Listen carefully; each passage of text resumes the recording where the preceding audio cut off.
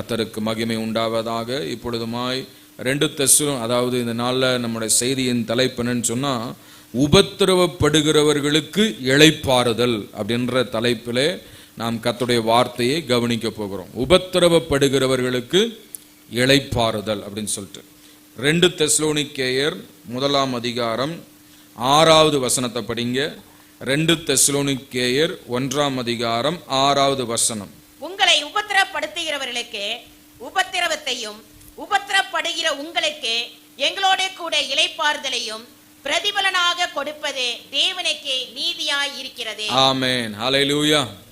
ஒரு நிமிஷம் ஜெபம் பண்ணுவோம். நல்ல பிதாவே, நாங்கள் ஸ்தோத்திரிக்கிறோம். இந்த வசனத்தை நாங்கள் தியானிக்கும் பொழுது எங்கள் இருதயங்களெல்லாம் கொழுந்து விட்டெறிய உதவி செய்யும். பரிசுத்த ஆவியானவர் பேசுங்க. வந்திருக்கிற ஒவ்வொருவருக்கும் இந்த வார்த்தைகள் பிரயோஜனமாக இருக்கட்டும். அவர்கள் உணர்வுகளை தட்டி எழுப்பட்டும். ஆண்டவரே, உமக்காக பாடுகளை சகிக்கட்டும். அப்பா, உம்முடைய கரங்களிலே ஒப்பு கொடுத்து நாங்கள் ஜெபிக்கிறோம். பேசுகிற அடிமை சிலுவையிலே மறைத்து ஆவியானவர் பேசுவீராக, ஆவியானவர் வெளிப்படுவீராக, ஆவியானவர் கிரியை செய்வீராக. உங்க நாமத்துக்கு மகிமையை கொண்டு வாங்க. இயேசுவின் நாமத்தில் ஜெபிக்கிறோம் நல்ல பிதாவே, ஹல்லேலூயா. பாருங்க, இந்த வேத பகுதியில் என்ன படிக்கிறோம்னா, அப்போஸ்தலனாகிய பவுல் தெசலோனிக்கேயர் சபைக்கு எழுதும் பொழுது அவர் சொல்லுகிறார், உங்களை உபத்திரவப்படுகிறவர்களுக்கு உபத்திரவத்தையும், அதான் உபத்திரவப்படுத்துகிறவர்களுக்கு உபத்திரவத்தையும், அடுத்தது உபத்திரவப்படுகிற உங்களுக்கு எங்களோட கூட இளைப்பாறுதலையும் பிரதிபலனாக கொடுப்பது தேவனுக்கு நீதியாயிருக்கிறது. அல்லேலூயா. எல்லாம் இருக்கீங்களா? கவனிக்கிறீங்களா? புரியுதா அந்த வசனம்? தேவன் எப்படிப்பட்டவர்? நீதி உள்ளவர். அல்லேலூயா. தேவன் நீதியை செலுத்துகிற தேவன். அல்லேலூயா. பாருங்க, அதான் படிக்கிறோம், பிரதிபலனாக கொடுப்பது தேவனுக்கு நீதியாயிருக்கிறதே. அல்லேலூயா. வேதாகமம் முழுக்க, ஆதி ஆகமத்திலிருந்து வெளிப்படுத்தின விசேஷம் வரைக்கும் நீங்கள் வாசித்து பார்க்கும் பொழுது தேவன் நீதியை சரி கட்டுகிற தேவனாய் இருக்கிறார். அல்லேலூயா. Our God is a God of justice. There is no injustice in him. அவர்ல அநீதி கிடையாது. அவர் யாருங்க? நீதி உள்ள தேவனாய் இருக்கிறார். அல்லேலூயா. நம்ம நீதிக்காக போராடி கொண்டிருக்கிறோம். ஆனால் இந்த உலகத்திலே அநீதிகள் தான் தலை விரித்து ஆடிக்கொண்டிருக்கிறது. அநீதி தான் பெருகி கொண்டிருக்கிறது. ஆனால் நம்முடைய ஆண்டவர் நீதி செய்கிற தேவனாய் இருக்கிறார். அல்லேலூயா. அவருக்கு பேரே என்னங்க? நீதியுள்ள நியாயாதிபதி என்று சொல்லப்படுகிறது. அல்லேலூயா. தேவனுக்கு நீதி செய்வது ரொம்ப பிடிக்கும். மனுஷனுக்கு நீதி செய்வது பிடிக்காது, உலகத்தானுக்கு பிடிக்காது.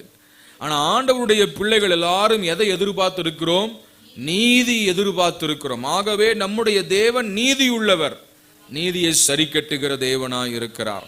படிங்க, சங்கீதம் 11 சங்கீதம் 7வது வசனத்தை படிங்களேன். சங்கீதம் 11:7 வாசிங்க. Book of Psalm number 11 verse 7. கர்த்தர் நீதியுள்ளவர், கர்த்தர் நீதியுள்ளவர், நீதியின் மேல் பிரியப்படுவார், நீதியின் மேல் பிரியப்படுவார், அவருடைய முகம் செம்மையானவனை நோக்கி இருக்கிறது. கர்த்தர் எப்படிப்பட்டவர்? நீதி உள்ளவர். அவர் எதுல பிரியப்படுவாராம்? நீதியின் மேல் பிரியப்படுவார். அல்லேலூயா. கர்த்தர் நீதி உள்ளவர். அவருக்கு பிரியமும் என்னதான்? நீதியை செய்கிறதா. இந்த பூமியில பாவின்னு சொல்ல மாட்டாங்க. ஆனா ஆண்டவர் பாவின்னு தான் சொல்லுவார். நல்லவன நல்லவன் தான் சொல்லுவார். ஆக உள்ளது எப்படியோ அப்படிதான் தீர்ப்பளிப்பார். அல்லேலூயா. ஆக நீதியை செய்வது தேவனுக்கு பிரியமான ஒரு காரியமாய் இருக்கிறது. அவருடைய நீதி விளங்க தான் நம்ம காத்து கொண்டிருக்கிறோம். அல்லேலூயா. ஆமென். நீதிமானுக்கு இந்த பூமியிலே சரி கட்டப்படுமே அப்படின்னா, பாவிக்கும் நீதி இல்லாதவனுக்கு, பக்தி இல்லாதவனுக்கு எவ்வளவு அதிகம். நீதிமானுக்கே ஆண்டவர் சரி கட்டிடுவார், பூமியிலே சரி கட்டிடுவார். நம்ம செய்யற தவறுகளுக்கு நாம் என்ன செய்யணும்? பூமியிலே அனுபவிச்சாகணும்.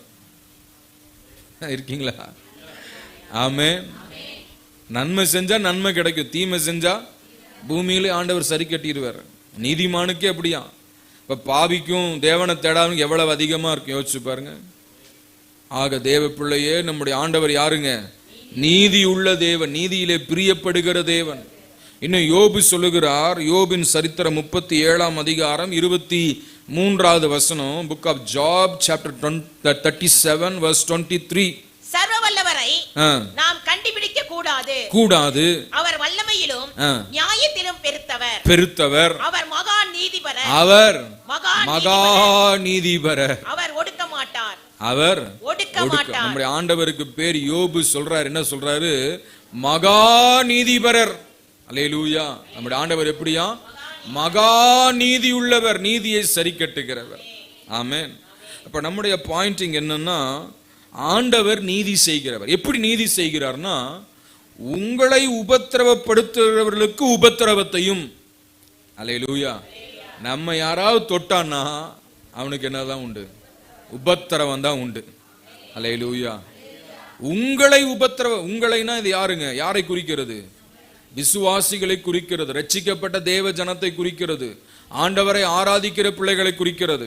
ஆக உங்களை உபத்திரவப்படுத்துகிறவர்களுக்கு உபத்திரவத்தையும். நம்ம யாராவது தொட்டான்னா அவனுக்கு ஐயோ தான். அல்லேலூயா. Praise the Lord. அப்ப நம்ம என்ன செய்ய வேண்டாம்? அவங்களுக்கு திருப்பி பதில் அளிக்க வேண்டாம், நம்ம திருப்பி எதுவும் செய்ய வேண்டாம். நமக்கு ஏதாவது தீமை செஞ்சா யார் பார்த்துக்குவா? கர்த்தரே பார்த்துக்குவார். அல்லேலூயா. இந்த பூமியில நமக்கு என்ன உண்டு? உபத்திரவம் உண்டு. ஆண்டவரே சொல்லியிருக்கிறார் இல்லையா? யோவான் சுவிசேஷம் 16ஆம் அதிகாரம் 33வது வசனத்தை படிங்க. யோவான் 16:33. John 16 verse 33. என்னிடத்தில் உங்களுக்கு சமாதானம் உண்டாயிருக்கும் பொருட்டு இவைகளை உங்களுக்கு சொன்னேன். உலகத்தில் உங்களுக்கு உபத்திரவம் உண்டு. ஆனாலும் என்ன செய்யுங்க? திடன் கொள்ளுங்கள். நான் உலகத்தை ஜெயித்தேன் என்றார். அல்லேலூயா. ஆண்டவர் சொல்ற, இந்த உலகத்துல உபத்திரவம் உண்டு. பல வகையில நமக்கு உபத்திரவம் உண்டு. அன்றியும் தெய்வ பக்தியாய் நடக்கிற மனதாய் இருக்கிற யாவரும் உபத்திரவப்படுவார்கள், துன்பப்படுவார்கள். தெய்வ பக்தியாய் நடக்க மனதாய் இருக்கிற யாவரும், உண்மையா நடக்கணும்னு நினைக்கிற பிள்ளைக்கு என்ன உண்டு? உபத்திரவம் உண்டு, பாடுகள் உண்டு, கஷ்டங்கள் உண்டு. கிறிஸ்தவ வாழ்க்கைன்னா ஏதோ ரத்தன கம்பள விரிச்சு வரவேற்கிற வாழ்க்கை அல்ல. கல்லுகளும் முள்ளுகளும் பாடுகளும் உபத்திரவங்களும் அடியும் உதையும் உண்டு. ஆனா அவைகளுக்கு மத்தியிலே நாம் நிற்கும் பொழுதுதான் ஆண்டவர் என்ன செய்வாரு? நம்மை ஆசீர்வதித்து, நம்மை பாதுகாத்து, நம்மை விடுவித்து, நமக்கு வைத்திருக்கிற அந்த ஆனந்த பாக்கியத்தை கர்த்தர் நமக்கு தருவார். அல்லேலூயா. ஆமென். உலகத்தில் என்ன உண்டு? உபத்திரவங்கள் உண்டு. எப்படி உபத்திரவம் வரும் பாருங்க. மத்தேயு சுவிசேஷம் 13ஆம் அதிகாரம் 21வது வசனம் படிங்க. மத்தேயு 13:21. ஆகிலும் தனக்குள்ளே வேர் இல்லாதவனாய் கொஞ்ச காலம் மாத்திரம் நிலைத்திருப்பான். வசனத்தின் நிமித்தம் உபத்திரவமும் துன்பமும் உண்டானவுடனே போதும். என்னதுங்க? வசனத்தின் நிமித்தம் என்ன வரும்? உபத்திரவம் துன்பம் வரும். இதெல்லாம் நம்ம நிலைச்சிருக்கணும். அல்லேலூயா. நீங்க சர்ச்சுக்கு வரேன்னு சொல்றனால உபத்திரவம் வரும், வீட்டில் உபத்திரவம் வரும், ஏரியாவில் உபத்திரவம் வரும், கஷ்டம் வரும்.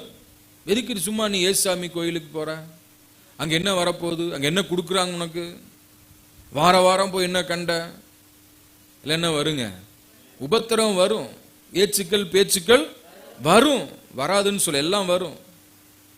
இந்த வசனத்துக்கு கீழ்ப்படியும் பொழுது, உண்மையா வாழும் பொழுது, நீதியா வாழும் பொழுது உபத்திரவம் வரும். வேலை ஸ்தலத்துல நீங்க ஒழுங்கா வேலை செய்யும் பொழுது உபத்திரவம் வரும். கூட இருக்கிறவன் சொல்லுவான், போடா உனக்கு வேற வேலை இல்லையா, பிழைக்க தெரியாத ஆளா இருப்பியாட்டிருக்கு, நீ என்ன பெரிய கடவுளா, உண்மையா இருக்கணுன்ற, ஒழுக்கத்தை பத்தி பேசணுன்ற, லஞ்சம் வாங்காம இருக்கிறன்ற. உபத்திரவம் வரும், கஷ்டங்கள் வரும். ஆண்டவருடைய பிள்ளைகளா இருக்கிறவங்க பாருங்க, புறஜாதி மக்களத்துல போய் வேலை செய்யும் பொழுது வெள்ளிக்கிழமையான அவங்க முறைப்படி எல்லாம் செய்யணும்பாங்க, நம்ம செய்ய மாட்டோம். உபத்திரவம் வரும், கஷ்டங்கள் வரும்.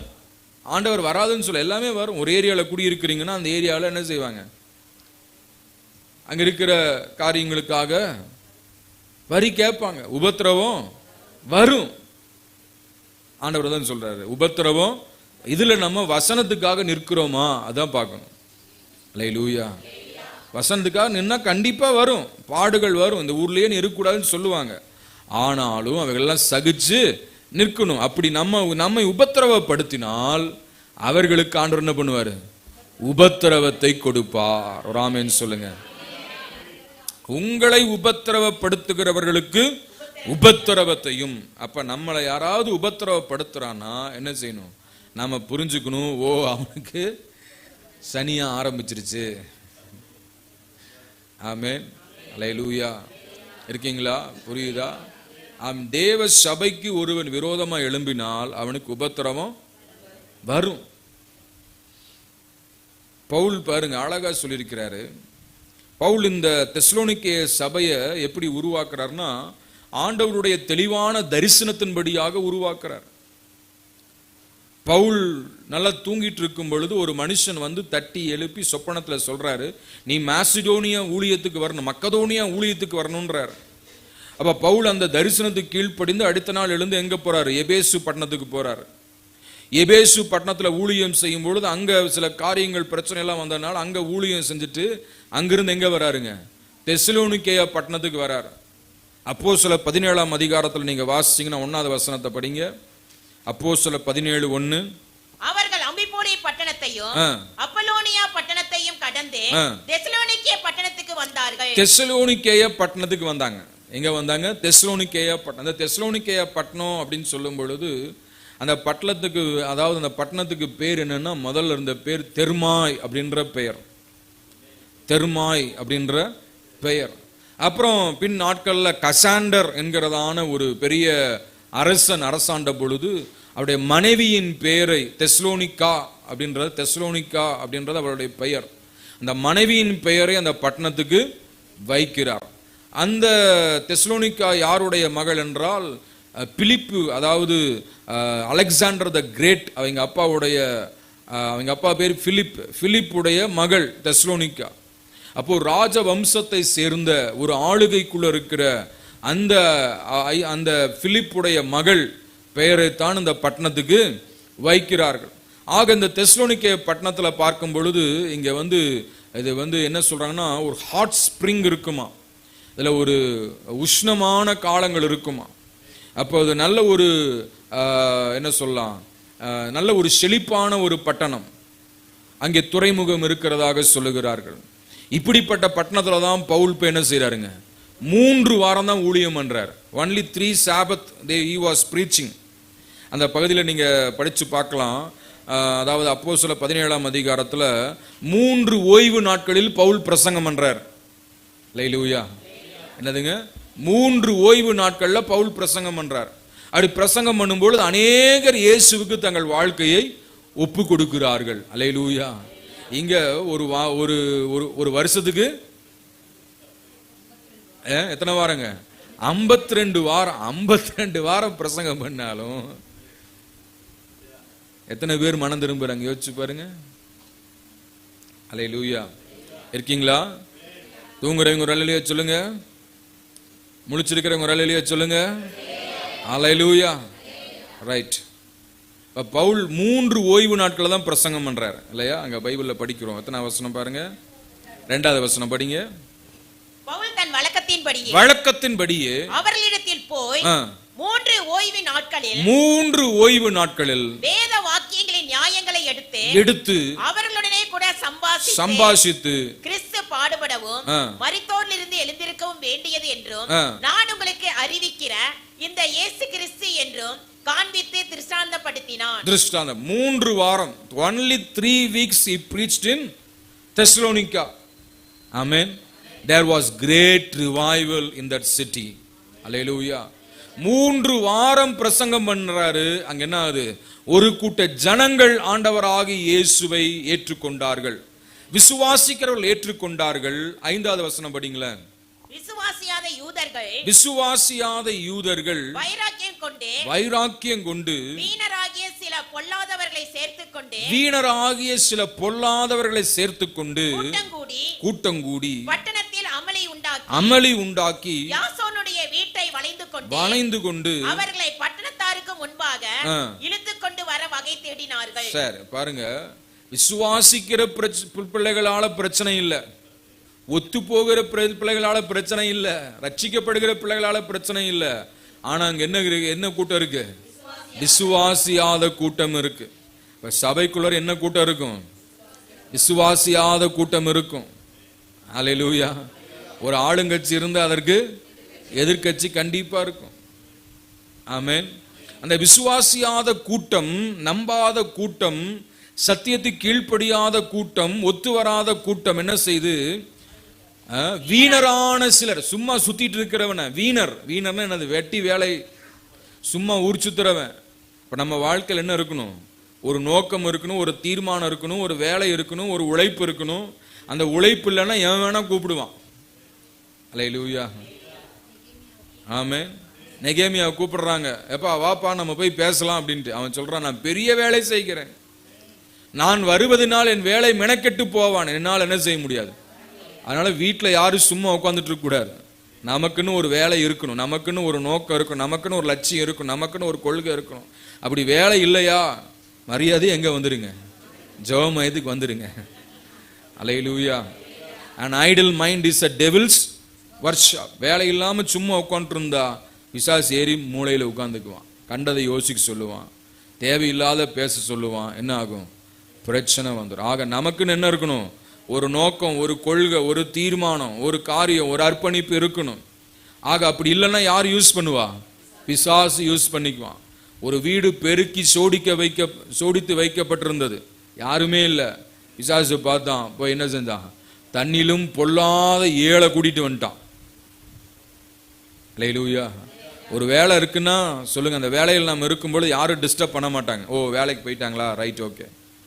வேலை இல்லாமல் வீட்டில் இருக்கிறீங்கன்னு சொல்லி பாருங்க, எல்லாரும் கூப்பிடுவாங்க, என் கூட வா, நம்ம இங்கே போயிட்டு வருவோம், அங்கே போயிட்டு வருவோம், கடைக்கு போவோம், அங்கே போகலாம். இருக்கீங்களா? புரியுதா? கவனிக்கிறீங்களா? இப்போ நமக்கு எல்லாருக்கும் என்ன இருக்கணும்? ஒரு வேலை இருக்கணும். ஆமீன். பகல்ல வேலைக்கு போகணும், எல்லாருக்கும் ஒரு ஏர்னிங்ஸ் இருக்கணும், ஒரு சம்பாத்தியம் இருக்கணும். ஏதோ சம்திங் யூ மஸ்ட் ஒர்க். அல்லேலூயா. ஏதாவது ஒரு கைத்தொழிலை கற்றுக்கொள்ள வேண்டும். பெண்களா இருக்கக்கூடியவர்கள் என்ன செய்யுங்க? டெய்லரிங் கத்துக்கோங்க. ஆமீன். ஏதோ ஒரு கலை என்ன செய்யணும்? கற்றுக்கொண்டு உங்கள் மூலமாக ஒரு வருமானம் வீட்டுக்கு வரணும். சும்மா இருந்துட்டு இருந்தா வேஸ்ட். ஆக ஏதோ ஒரு வேலை. பைபிளில் படிக்கிற 31ஆம் அதிகாரத்தில் நீதிமொழிகள்ல அது என்ன, குணசாலியான ஸ்திரீ, சும்மா வீட்டில் உட்கார்ந்து இருக்கா, என்ன சொல்லுது? அவ அதிகாலமே எழுந்து, இருட்டோடு எழுந்து வேலை செய்கிறாள், தன் வேலைக்காரர்களுக்கு படி அளக்கிறாள், ஒரு வயலை விசாரித்து அதை வாங்குகிறாள், மெல்லிய புடவை உண்டு பண்ணி வர்த்தகருக்கு விற்கிறாள், தன் கைகளின் சம்பாத்தியத்தினால் திராட்சை தோட்டத்தை நாட்டுகிறாள். சரி சிஸ்டர், ஓகே. என்ன செய்யறா? வேலை செஞ்சு என்ன செய்யறாங்க? கல்டிவேட் பண்றாங்க. ஒண்ணு இல்லையா, வீட்டு தோட்டம் போடுங்க, மாடி தோட்டம் போடுங்க. ஆமென். ஏதோ சம்திங் யூ மஸ்ட் ஒர்க். இருக்கீங்களா? கேட்குறீங்களா? அல்லேலூயா. ஒண்ணுமே முடியாது அப்படின்னு படுத்துக்கிறவங்களை விட்டுருவோம். பட் வேலை செய்யக்கூடிய எல்லாரும் என்ன செய்யணும்? இயங்கணும். அப்படி இல்லைன்னா என்ன செய்வாங்க? தேவையில்லாத ஆட்கள் எல்லாம் கூப்பிடுவாங்க. வீணர்களை சேர்த்து கொண்டு, விசுவாசியாதவர்கள் என்ன செஞ்சாங்களாம்? சில வீணர்களை, வீண் அலுவல்காரர்கள், வீணர்கள் சும்மா ஊர் சுத்துறவன், சும்மா இருக்கிறவனை சேர்த்து கொண்டு கூட்டம் கூடி பட்டணத்தில் அமளி உண்டாக்கி, எந்த வீட்டில் ஊழியக்காரங்க தங்கி இருக்காங்க அந்த வீட்டை வளர்ந்து கொண்டு அவங்க உபத்திரவத்தை கொண்டு வந்து அவங்க எங்க கொண்டு போய் நிறுத்துறாங்க? சொல்லுங்க, பட்டணத்து அதிகார இடத்துல கொண்டு போய் நிறுத்துறாங்க.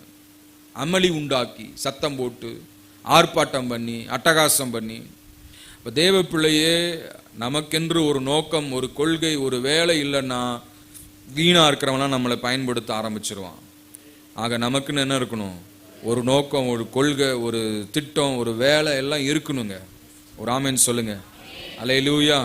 கர்த்தருக்கு மகிமை உண்டாவதாக.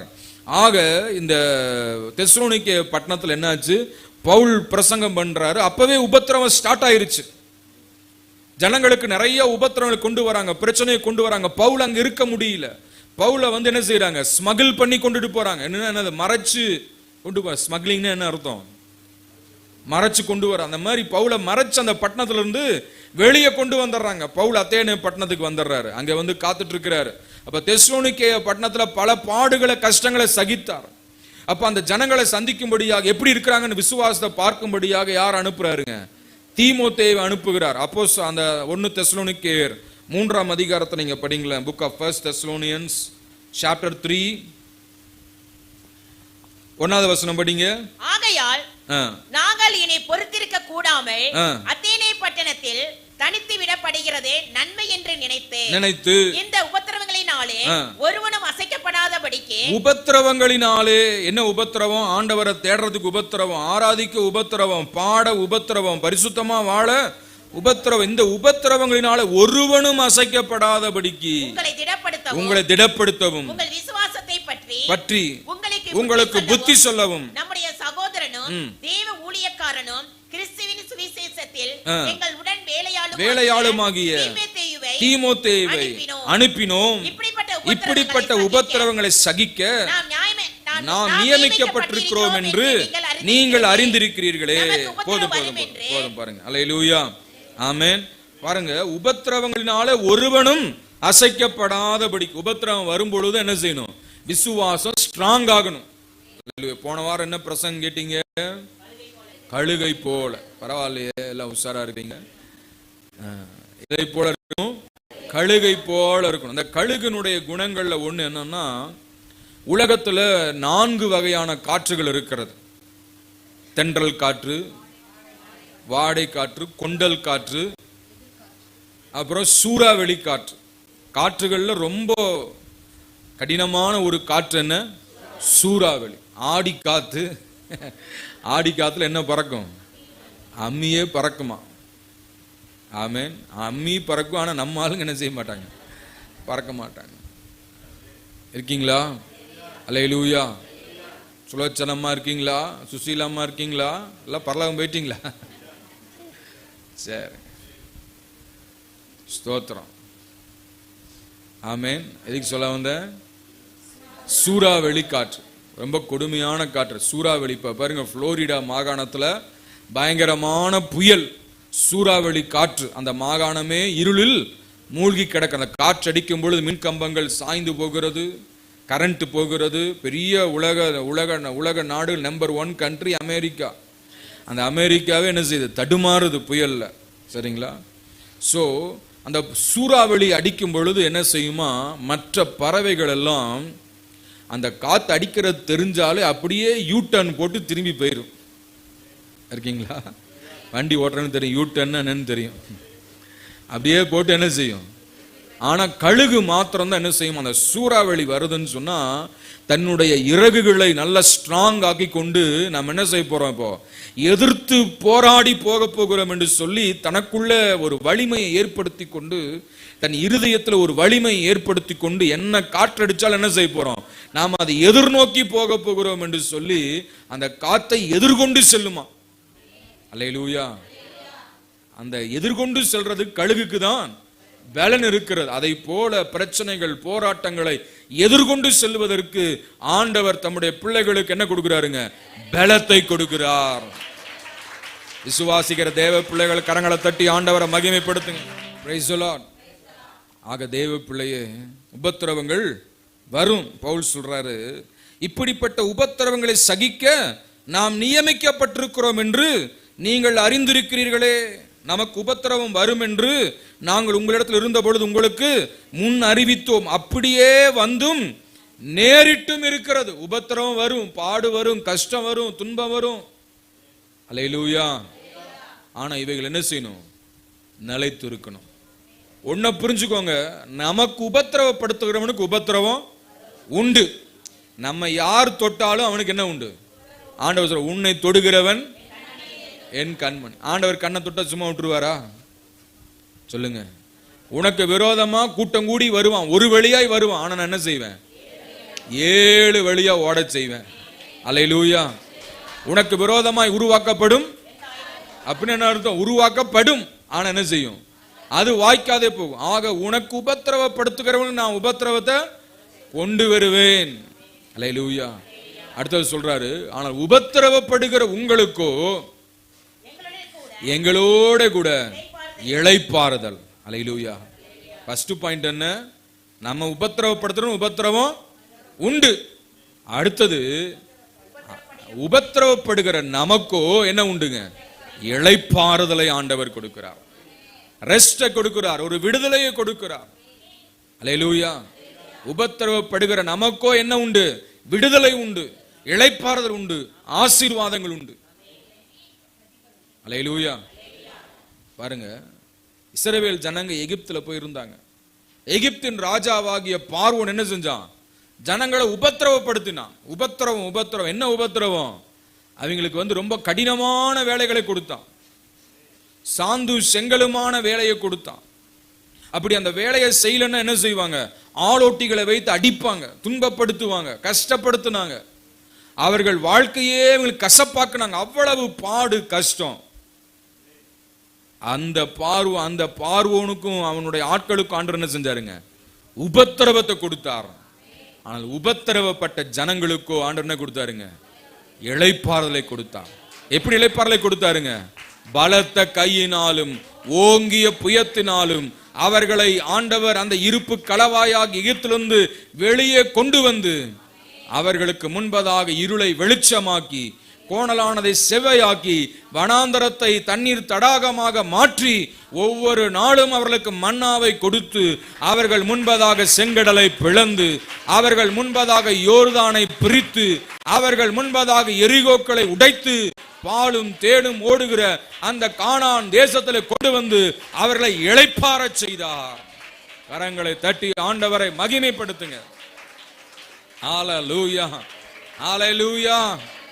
துன்பப்படுகிற ஜனங்களுக்கு என்ன உண்டுங்க? இளைப்பாறுதல் உண்டு. I will give you rest. That's what the promises of God. Hallelujah.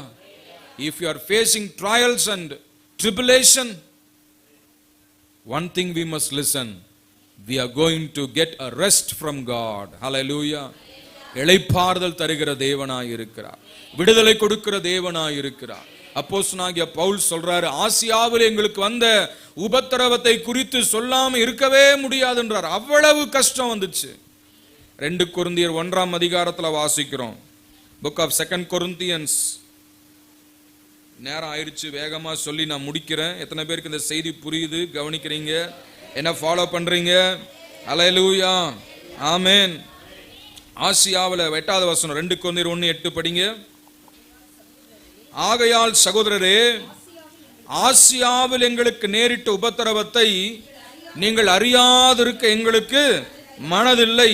ஏனெனில் என்னவெனில் பிழைப்போம் என்கிற நம்பிக்கை அற்று போகத்தக்கதாக எங்கள் பலத்திற்கு மிஞ்சின அதிக பாரமான வருத்தம் எங்களுக்கு உண்டாயிற்று. பவுல் சொல்றாரு பாருங்க, எங்களுக்கு நேரிட்ட உபத்திரவத்தை அறியாதிருக்க எங்களுக்கு மனதில் என்ன கஷ்டப்பட்டோம், என்ன பாடுபட்டோன்றத சொல்லாம இருக்கவே முடியாது.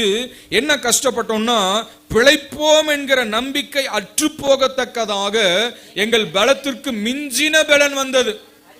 அல்லேலூயா, பிரைஸ் தி லார்ட். எப்படி இந்த காரியத்தை சமாளிக்க போகிறோம், எப்படி ஃபேஸ் பண்ண போகிறோம்? பலத்திற்கு மிஞ்சின அதிகமான பாரமான வருத்தம் வந்தது. நம்முடைய பலன் கொஞ்சம், ஆனா அந்த பலத்துக்கு மிஞ்சின கஷ்டம் வந்துச்சு. நம்முடைய வருமானம் கொஞ்சம், இந்த வருமானத்துக்கு மிஞ்சின செலவு வந்தது. எப்படி செய்ய போறோம்? கண்ணன் இருக்கிறாருங்களா பாருங்க, திருமணம் வந்துச்சு எங்க வீட்டுல. எப்படி நடத்த போறோம், என்ன செய்ய போறோம்? பலத்துக்கு மிஞ்சின அதிகமான வருத்தம், கஷ்டம், பாடுகள்.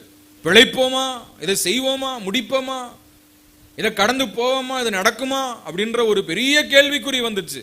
அப்ப பவுல் என்ன சொல்றாரு, அந்த கஷ்டத்திலே நாங்கள் எங்கள் மேல் நம்பிக்கை வைக்காமல் மரித்தோரை எழுப்புகிற தேவன் மேல் நம்பிக்கை வைத்தோம்.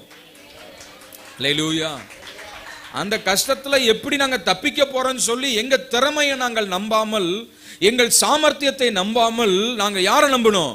கர்த்தரை நம்பினோம். அவர் யாரு? அவர் மரித்தோரை பிழைக்கச் செய்கிற தேவன். அப்ப எங்களுக்கு வந்த பாரம் எப்படி, நாங்க பிழைப்போம் என்கிற நம்பிக்கை அற்று போயிற்று. அப்படிப்பட்ட சூழ்நிலையில் நாங்கள் எங்களை நம்பாமல் யாரை நம்பினோம்? மரித்தோரை எழுப்புகிற தேவனை நம்பினோம். ஆகவே அவரை நம்பினபடியால் எங்களை அந்த உபத்திரவத்திலிருந்து என்ன செஞ்சாரு? விடுவித்தார், விடுவிக்கிறார், இனியும் என்ன செய்ய போகிறார்? தப்புவிப்பார். ஹல்லேலூயா, ஹல்லேலூயா, ஹல்லேலூயா, ஹல்லேலூயா. ஆமா, 3 tense, past tense, present tense and future. ஹல்லேலூயா. எல்லாவற்றிலும் என்ன செய்றார்? தப்புவிக்கிறார். ஆமென். அப்ப உபத்திரவப்படுகிறவர்களுக்கு என்ன உண்டு? இளைப்பார். If you are going through the path of trials and tribulation, I tell you one thing, we will get a reward from God. We will get relief from God. We will get rest from God. எத்தனை பேர் விசுவாசிக்கிறீங்க? ஹல்லேலூயா. ஆக நம்மை உபத்திரவப்படுத்துறவங்க குறித்து கவலையே படாதீங்க. அவனை ஆண்டவர் பார்த்துக்குவாரு. அவனை உண்டு இல்லைன்னு பண்ணிடுவார். அவனை பிச்சை எடுத்துருவாரு. ஹல்லேலூயா. எகிப்து உபத்திரவப்படுத்தினான், என்னாச்சு?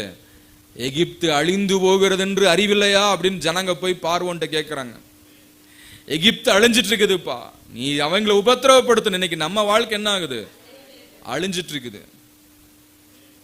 எகிப்துல விளைச்சல் இல்ல, எகிப்துல பல அழிவுகள், பல சேதங்கள், உயிர்ச்ச எல்லா குடும்பத்திலையும் மரணம். பார்வோன் குடும்பத்திலிருந்து கடைசி ஆள் குடும்பம், எல்லா குடும்பத்திலையும் மரணம், ஓலங்கள். காரணம் என்ன? அவன் யாரை துன்பப்படுத்தினா? தேவ பிள்ளைகளை துன்பப்படுத்தினான். ஆண்டவர் தான் கேட்கிறாரு, சவுலே சவுலே நீ என்னை ஏன் துன்பப்படுத்துகிறார்? why you are persecuting me? முள்ளில் உதைக்கிறது உனக்கு கடினமா? முள்ள உதைச்சா கால் விடுமா? சொல்லுங்க. முள்ள போய் காலை உதைக்கிறீங்க. சில பேர் மனைவி உதைக்கிறாங்க. எப்படி? முள்ள போய் உதைங்க பார்க்கலாம், எப்படி இருக்கும்? இருக்கீங்களா? என்ன தினேஷ், எப்படி இருக்கும்? முள்ளுக்கு போய் உதைச்சா காலு கிழிஞ்சுதான் வெளியே வரும். அந்த மாதிரி ஆண்டவர் சொல்றார், முள் உதைக்கிறது உனக்கு கடினமா? கால் போயிரும். விஷ முள் குத்துச்சுன்னா அவ்வளவுதான், போச்சு கால். ஆக ஜாக்கிரதை. ஆண்டவர் சொல்ற, பவுலே சவுலே முள் உதைக்கிறது நீ யாரை துன்பப்படுத்துற? நீ துன்பப்படுத்துகிற இயேசு நானே. அவர் ஜனங்களை துன்பப்படுத்தினார், ஆனா டைரக்டா யாரை துன்பப்படுத்துறாரு? அப்ப நம்மை துன்பப்படுத்துறவங்க நம்மை அல்ல, யாரை துன்பப்படுத்துறாங்க? இயேசு. அல்லேலூயா. ஒருவேளை உலக மனுஷன் சர்வத்தை துன்பப்படுத்தலாம், ஆனா உள்ளான மனுஷனை யாரால என்ன செய்ய முடியாது? துன்பப்படுத்த முடியாது. புறம்பான மனுஷன் அழிந்தும் நாளுக்கு உள்ளான மனுஷன் பலப்பட்டு கொண்டே இருக்கிறது. அல்லேலூயா. ஆக உபத்திரவப்படுகிறவனுக்கு, உபத்திரவப்படுத்துகிறவனுக்கு உபத்திரவத்தையும், உபத்திரவப்படுகிற நமக்கோ இளைப்பாறுதல். அல்லேலூயா. நமக்கு ஒரு இளைப்பாறுதல் உண்டு, நமக்கு ஒரு விடுதலை உண்டு, நமக்கு ஒரு ஆசீர்வாதம் உண்டு. விசுவாசிக்கிற பிள்ளைகள் கரங்களை தட்டி ஆண்டவரை மகிமைப்படுத்துங்க. அல்லேலூயா. ஸ்தோத்திரம். கர்த்தருக்கு மகிமை உண்டாவதாக. கர்த்தர் தாமே இந்த வசனத்தை ஆசீர்வதிப்பாராக. ஆமென்.